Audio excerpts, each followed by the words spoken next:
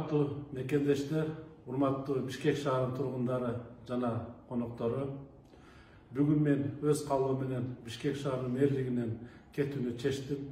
Урматтуу достор, сөзүмдүн башында Ош шаарынан Бишкек шаарынын мэринин милдетин аткарууга шерин көрсөткөн урматтуу президентибиз Садыр Нуркожоевичке терең ыраазычылык билдирем. Акыркы 3 жыл ичинде Ош шаарынын мэри катары Ош шаарына кызмат кылдык эле. 3 жыл ичинде мүмкүнчүлүккө жараша иштеп, эл үчүн аз да болсо кызмат кылдык деп ойлойм. Жаңы максаттар, жаңы пландар менен Бишкек шаарына да кызмат кылып, Борбор калаабызды мындан да жакшы кылып оңдойбуз деп пландаганбыз. Бир күн сөзсүз Бишкек үчүн да өз салымыбызды кошорума ишенем. Урматтуу шаардыктар, урматтуу мекендештер, менин кызматты тапшыруумда эч кандай саясат жок. Бул менин айрым себептерге байланыштуу жеке өзүмдүн чечимим. Али далай кызмат кылабыз.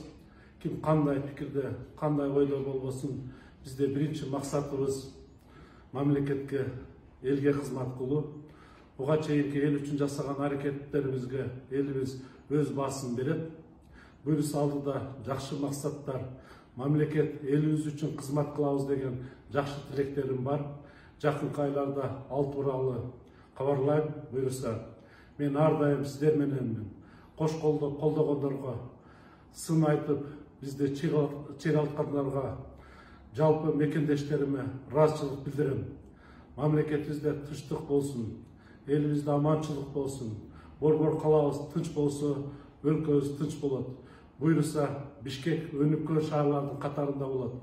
Биз баарыбыз кыргызстандыкпыз. Кыргызстаныбызды көздүн карайгындай сактап, мекенибиз үчүн дайыма ак тилден кызмат кылайлы. Дагы бир жолу урматтуу шаардыктар, силер үчүн биз али аткара турган иштерибиз астыда.